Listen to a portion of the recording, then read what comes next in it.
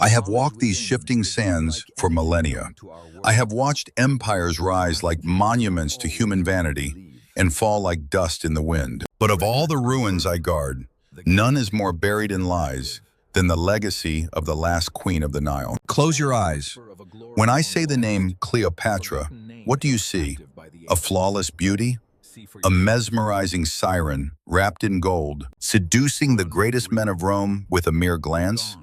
You are not to blame for this illusion. It is a beautiful fiction. It is a ghost, conjured by her enemies, polished by Shakespeare, and sold to you by Hollywood as a historical fact. The truth, my friends, is far more dangerous. The real Cleopatra did not conquer with the curve of her lips. She conquered with the razor-sharp edge of her mind. Look upon this ancient silver coin, minted during her reign. Does this look like the mythical seductress? Notice the prominent hooked nose, a sharp, jutting chin, deep-set, intensely calculating eyes. Make no mistake, this is not the face of a mythical siren. This is the face of a ruthless, absolutely brilliant survivor. Octavian, the man who would soon become Emperor Augustus, desperately needed the world to believe she was an evil enchantress. Why? Because it was far easier to declare a holy war on a foreign witch who had supposedly bewitched his rival than to admit the uncomfortable truth that the glorious Republic of Rome was tearing itself apart in a brutal civil war. So, Octavian painted her as a woman who ruled entirely through the bedroom, a dangerous, exotic threat to Roman values. It was, without a doubt, the ancient world's most successful smear campaign, a masterpiece of political propaganda, and it worked perfectly. And humanity swallowed it whole. For 2,000 years, we bought the lie. Today, we uncover the genius they tried to bury. The Romans feared her, but they did not fear her beauty. They were terrified of her wealth, her independence, and her absolute refusal to bow to the Senate. In the bustling forums of Rome, poets like Horace and Virgil, paid directly by Octavian, crafted verses of a drunken, power-crazed harlot. They needed a villain, and Cleopatra, sitting on the wealthiest throne in the Mediterranean, was the perfect target. You see, an empire built on martial prowess cannot admit it is threatened by a woman's intellect. So they reduced her to her body. They made her a caricature of Eastern decadence. But when I close my eyes, I do not see the caricature. I remember the queen who walked the marble halls of Alexandria, her mind racing 10 steps ahead of every Roman senator. She wasn't an exotic prize to be won. She was a sovereign playing a lethal game of chess with the most powerful military machine on earth. Octavian won the war, and to the victor go the spoils of history. He ordered her statues destroyed, her name cursed, her true identity erased. The tragic irony is that in their attempt to vilify her, the Romans inadvertently immortalized her, but they immortalized a phantom. Today, we will dispel that phantom. We will walk back through the corridors of time, past the Roman propaganda, past the lies, to find the woman who truly held the world in her hands. To understand the woman, you must understand her blood. And here lies the second great myth. Cleopatra was not Egyptian. There was not a single drop of Egyptian blood in her veins. She was a Ptolemy. 300 years before her birth, Alexander the Great swept through these lands. When he died, his vast empire violently fractured into pieces. His most trusted general, Ptolemy I, a Macedonian Greek, seized Egypt. For 3 centuries, the Ptolemaic dynasty ruled from Alexandria. But they did not mix with the people they conquered. They were Greek in their culture, Greek in their language, and fiercely Greek in their blood. To keep that royal bloodline pure, they adopted a practice that would make modern stomachs turn. Heavy, unrelenting inbreeding. Brothers married sisters, uncles married nieces. Their family tree was less of a branching oak and more of a tangled, thorny wreath. Cleopatra's own father, Ptolemy XII, was likely married to his sister.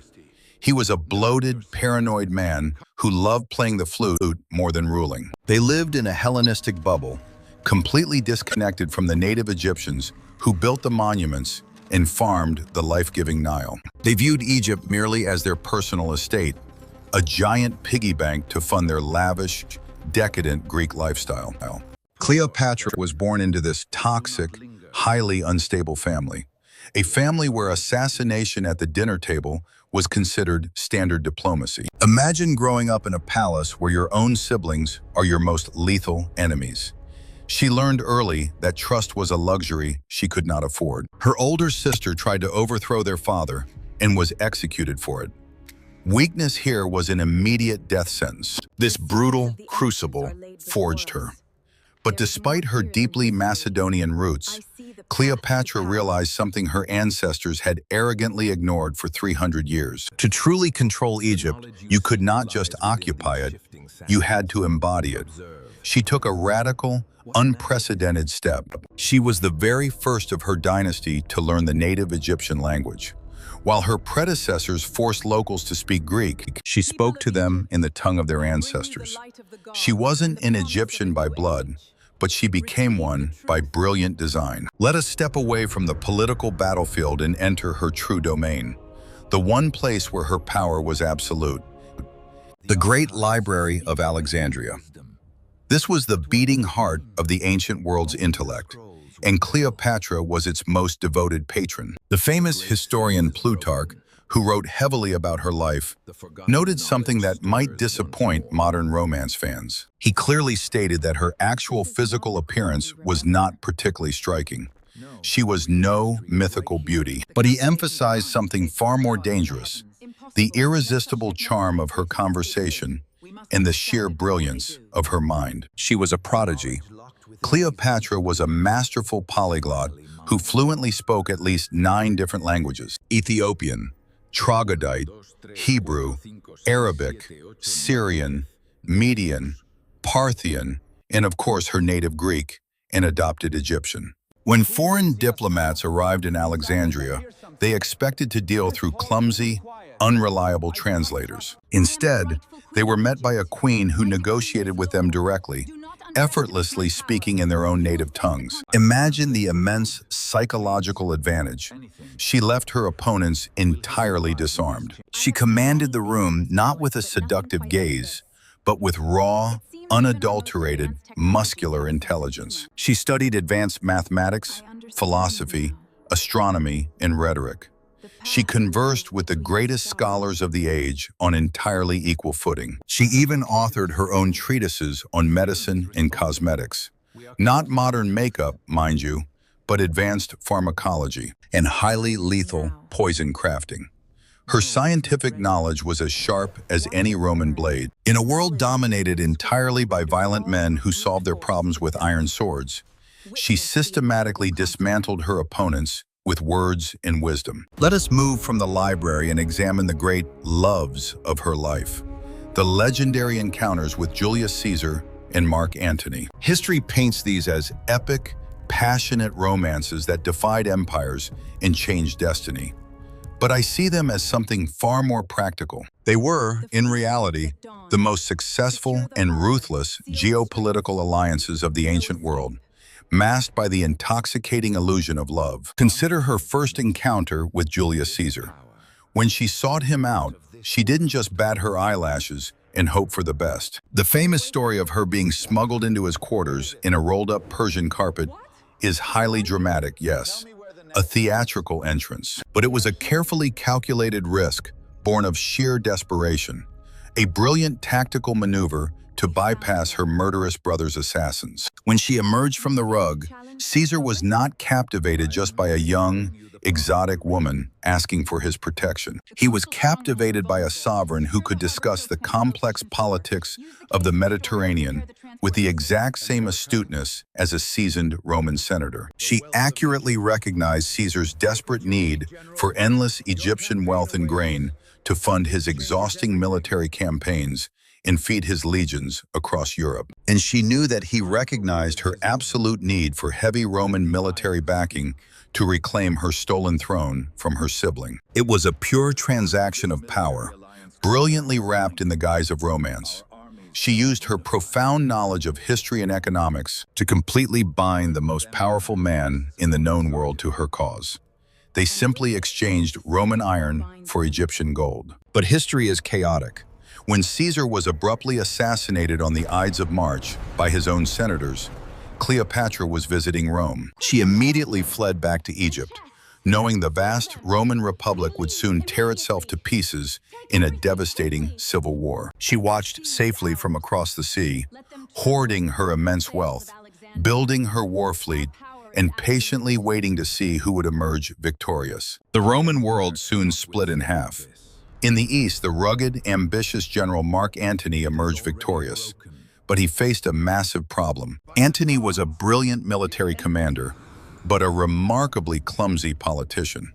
He was preparing to invade Parthia, and his war chests were completely empty. He desperately needed golden grain, so he aggressively summoned the wealthiest ruler in the Mediterranean to the city of Tarsus, expecting her to bow. But Cleopatra did not arrive as a submissive client queen. She understood Antony's weaknesses perfectly, his massive ego and his love for grand spectacle. She turned her arrival into a theatrical masterpiece. She sailed up the river on a magnificent gilded barge with purple silk sails and silver oars. Dressed entirely as the goddess Aphrodite, she didn't just meet a Roman general, she completely overwhelmed his senses. It was a calculated psychological weapon. Antony, a man of simple military tastes, was entirely intoxicated by this display of absolute Eastern wealth and divine power. He was instantly hooked. History calls it love at first sight. I call it the most successful corporate merger of the ancient world. They both had exactly what the other needed. Their partnership was mutually beneficial. He gave her seasoned Roman legions to permanently secure her borders and eliminate her remaining political rivals. In exchange, she opened the bottomless Egyptian treasury to completely fund his expensive Parthian campaign. A perfect, brutal transaction. It was a brutal geopolitical reality masked as romance. Cleopatra was undoubtedly the brains of the entire operation. Over the next few years, she slowly and carefully molded Antony to her advantage. She drew him away from strict Roman stoicism, pulling him deep into the lavish, autocratic lifestyle of an Eastern monarch. They formed an exclusive society of immense luxury. They called themselves the inimitable livers. It was a bold statement of untouchable power, an alliance that made the rest of Rome deeply uncomfortable. But this was her single, fatal miscalculation. By making Antony so thoroughly Eastern, she inadvertently handed a young Octavian the perfect political weapon. Octavian didn't just declare war on Antony. That would be an unpopular civil war. He needed a terrifying foreign enemy to unite the Republic. So he illegally seized Antony's private will and forcefully read it aloud to the deeply conservative and easily manipulated Roman Senate. The document explicitly promised highly valuable Roman provinces directly to Cleopatra's children and requested Antony's burial in Alexandria, not Rome. The Senate was absolutely horrified. Roman pride was deeply offended. The idea of Egyptian heirs ruling Roman lands was their worst nightmare. Was the will real? It was highly likely forged, or at least heavily altered, by Octavian. But truth doesn't matter in propaganda. Octavian officially declared war, but he brilliantly framed it as a righteous, holy crusade to save the Republic from a wicked foreign queen. He claimed this exotic witch had entirely corrupted the mind of a once noble Roman general, turning him into a weak Eastern slave. Cleopatra's sheer brilliance had practically cornered Octavian, forcing him to wage an exhaustive psychological war before he ever launched a single ship. She had played the dangerous game of Mediterranean politics absolutely perfectly, anticipating almost every single move of her Roman rivals. But the brutal reality was that the board itself was entirely rigged against her.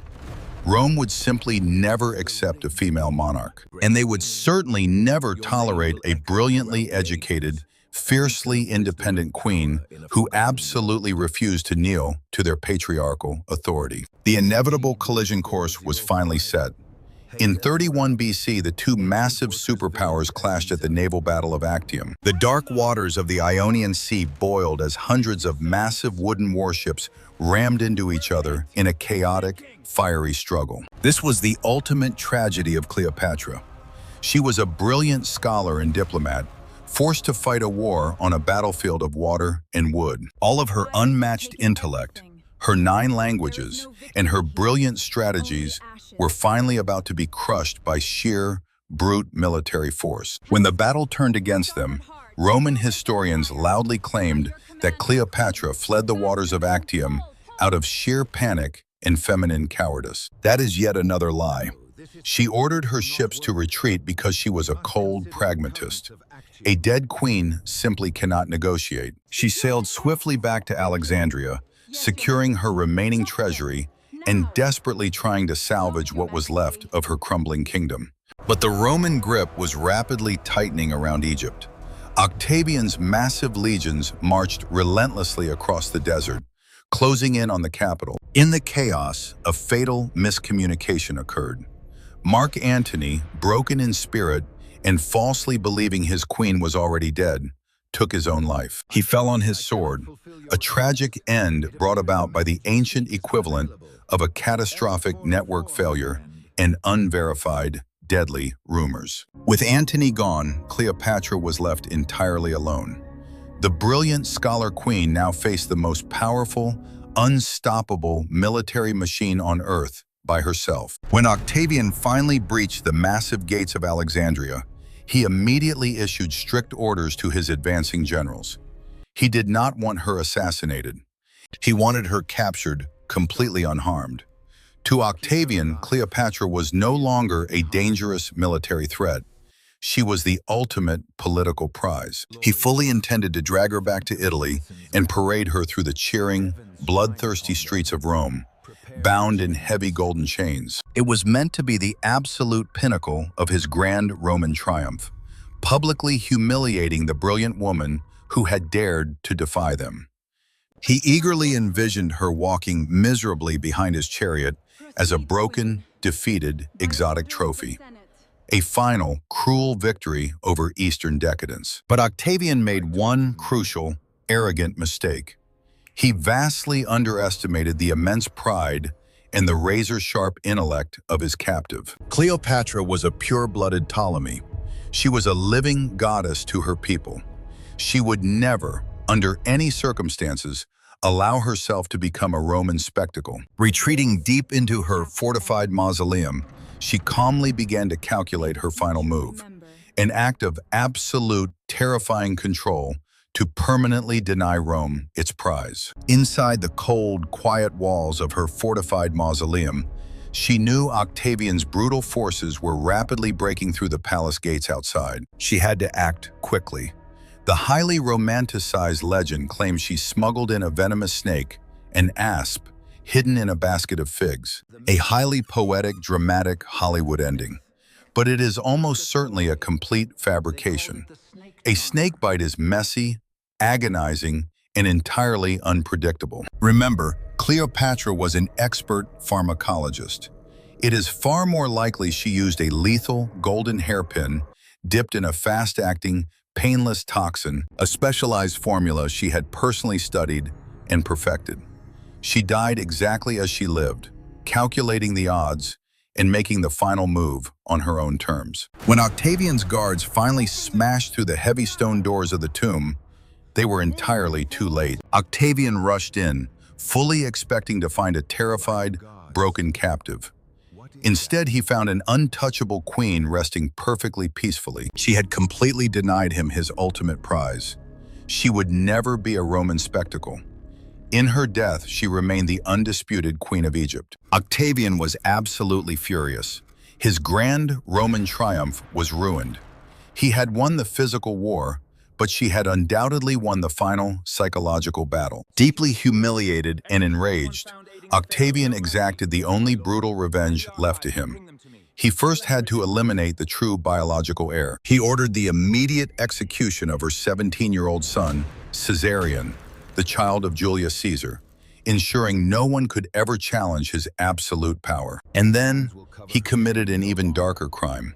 He ordered the complete murder of her memory. The brutal Roman practice of damnatio memoriae, he commanded her beautiful statues to be pulled down, her royal cartouches violently chiseled off the temple walls, and her vast records destroyed. He poured immense Roman wealth into heavily funding historians and poets, commanding them to completely rewrite her entire existence. They painted her as a greedy, weak, and dangerous harlot who ruled through seduction. They successfully erased the brilliant scholar, and they created the myth. And for over 2,000 years, that is the exact lie humanity chose to believe. The fake phantom completely replaced the real queen in our minds. Why? Because we often prefer our women in history to be beautiful and tragic, rather than brilliant, calculating, and dangerously powerful. A seductive enchantress is simply a much easier, more comforting narrative for male historians to write than a female genius who outsmarted them. But the shifting sands of the desert remember the truth. And I remember the real queen who once ruled this ancient world. It is time to permanently delete that ridiculous Hollywood myth. The true story of the last pharaoh is far more impressive. Behind the manufactured illusion of the beautiful Egyptian seductress stands a fierce Macedonian Greek scholar with an absolute, unmatched intellect. She was a master polyglot who spoke 9 different languages fluently, allowing her to negotiate directly with foreign empires without relying on any men. She was a brilliant economist who filled her treasury, built massive war fleets, and personally commanded armies on the chaotic global stage. She expertly navigated the most treacherous, backstabbing political landscape in human history, manipulating the greatest generals of Rome like simple chess pieces. And when the rigged game finally turned against her, she orchestrated her own dignified death, actively choosing absolute sovereignty over humiliating submission. The next time you hear the legendary name Cleopatra, do not picture the flawless,